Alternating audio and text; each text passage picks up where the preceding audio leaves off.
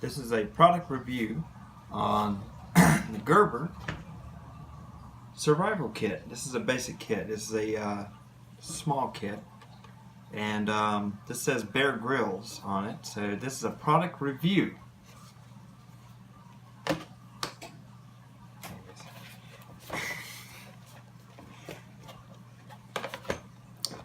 Clearly you need a knife before opening this package. I hope you just didn't cut my cake table. Didn't go through. Okay, good. Seriously, did not go through.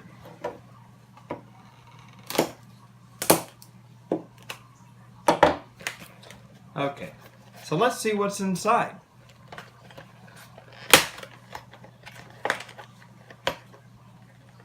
This is an 8-piece kit. They do not want you inside clearly. Alright, so here are your warnings in several different languages. But we're not going to worry about that. Anyways, we're not going to worry about that. Okay. So what's in this kit?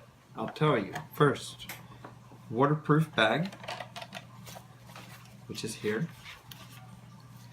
This is your waterproof bag. This keeps all your necessities inside. It should be waterproof. It looks like it does have the waterproof zipper on it. It's really nice, really good quality. It's Gerber. It has Bear written right there. Let's see. Oh wow. Okay, on the back of this package, on the back of the pouch, it has the safety signals for you. And it tells you what to do. Like, 2 hands up in the air is yes, need help, pick us up. 1 hand in the air and 1 hand down is no, all is well. 2 hands in the air going up and down like this is do not land here. Needs medical assistant, lying on ground, of course. Can proceed shortly. It just gives you the different, signals you can give to pilots, let's say helicopter pilots that are coming to your rescue. Pretty neat. Who would think to look on the back of their pouch to know what that is? Okay, let's get into the good stuff. This is a waterproof package here that I might have to cut open.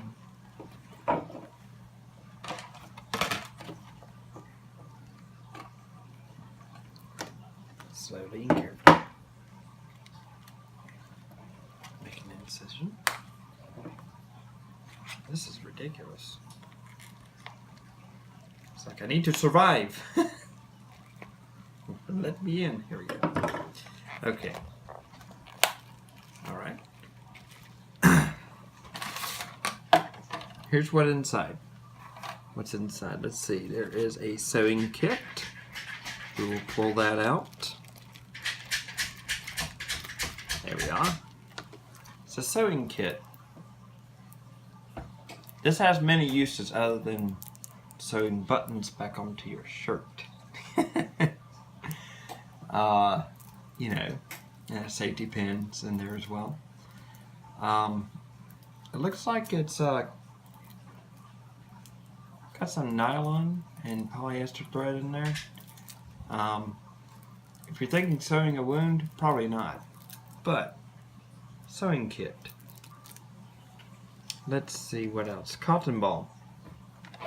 This isn't just for tending to a little puncture wound or something like that. It's actually fire tender. Great fire tender. That's what it's for. Let's see. Paraframe mini knife. Now this is a really great tool. It's a mini knife. Can help you in all kinds of situations. Always carry a knife. No matter what. Really, you should always carry a knife. It comes really sharp. Very lightweight. Very sturdy. There's that. Let's see what's next on the list. Ah, yes. Fire starter. This is your fire starter. I'm going to go ahead and open it up so you guys can see what a fire starter is. Now, this is kind of like a multi-tool, but it is actually a fire starter. There's some rope here you can use. You take your fire starter on one end, and in a strong motion you do this. See, it has the grooves on it. You do this, and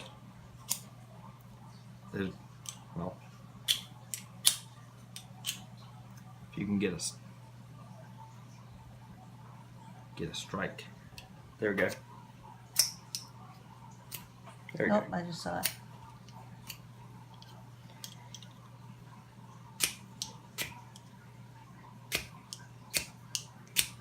Don't use it a whole lot. There you go. Oh, come on now. That is your fire striker. I think if you use a knife on it,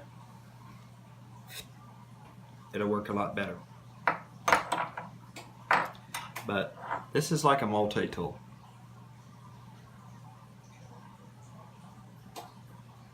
Pretty cool. Let's see. This is your emergency string. It's very useful in any survival situation you need string.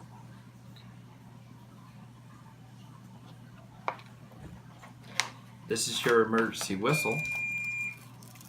Now, this can be helpful if you're lost in the woods or something like that, but if you're many miles away from civilization, who would hear you? But it's a good thing to have. Let's see. Comes with a pocket guide. This will explain, give you ideas on how to find water, food, and such as that, and basically how to survive. It gives you really basic instructions on, let's say, how to use a fire striker, how to use, different things. Pretty neat. In here you have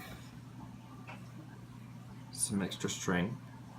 This, however, this is wax string. It can be used for many different things. This can be used for fishing. It can be used to tend to a wound. This one actually you can use to sew a wound. It's like dental floss, right? Mm-hmm. So you can use it to cut stuff too, probably. Right. Yeah, you can. And you can actually use this particular one because it's wax coated and it's really, it's really good stuff to have. It's a weird material. Now this right here, this is wire. Just copper wire, thin copper wire. Now why would you need thin copper wire? Trying to survive out in the wild. Can you use that to purify water? Sort of, maybe? Electric, whatever? Nope. Potato battery? Potato batteries. Perfect. Potato batteries. You dig up those potatoes, you have a battery. And the flashlight you do not have, probably. Let's open the survival guide and see what we can use that for. And see what we can use a bunch of this stuff for, in fact. This will give us ideas, because Bear Grylls.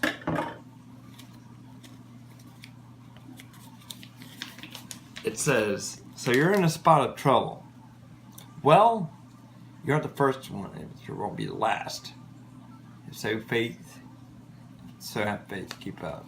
So, okay, here we go. A lot more here than I thought.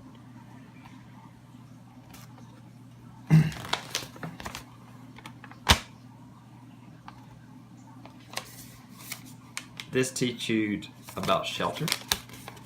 Lean-to shelter. The drill bow, fire saw, car battery. Let's say you're stranded. Car battery, right? This metal wire, this little bit of copper wire, will actually save you into how to start a fire. Say you don't have a lighter, right? Okay. Your car battery. It says dead, but there's a chance that that battery does have, enough spark to give you enough fire to survive. This actually teaches you about different knots. Teaches you about different signal fires.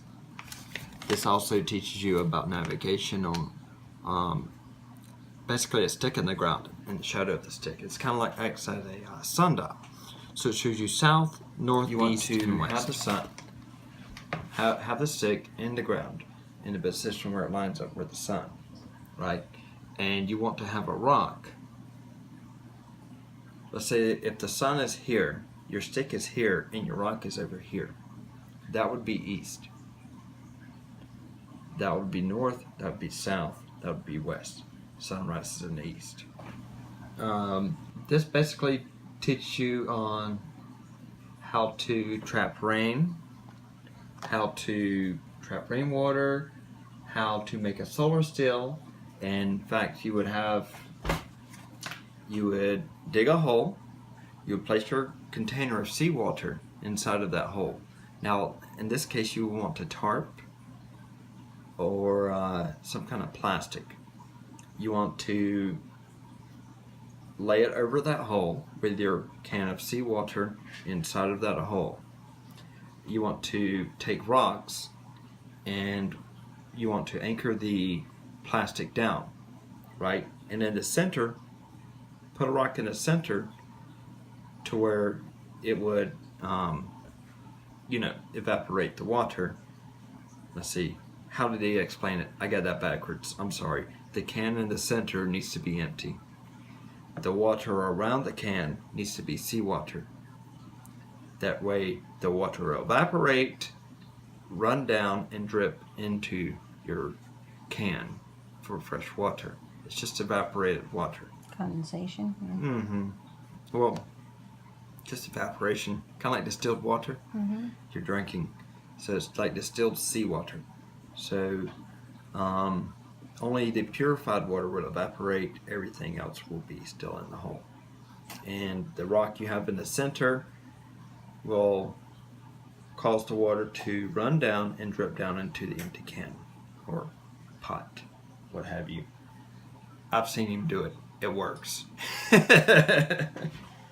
But yeah, this is a pretty cool survival kit. If you're trying to survive, you've got your fire striker. You have a survival knife, little Gerber. Oh my gosh. Has a little clip on it. You have your cotton, fire tinder. Don't use it all up in one place. You have your regular nylon string. This is nylon. You have your copper wire. Multiple uses other than trying to start a fire from a battery. There's actually plenty of uses with this stuff. You have your, I don't know what this is. Dental floss. I guess it's dental floss, but it's got a waxy feeling to it. Whistle. And your sewing kit with a paper clip and 2 buttons. I don't know why you would feel the need to replace that one button, but it could have more uses than just oh, I can't survive without this button. But there's a sewing kit. who knows? In a waterproof pouch to keep it all in. I would give this from 1 to 10. I would say this would be for a survival kit. I would say this would be a 7.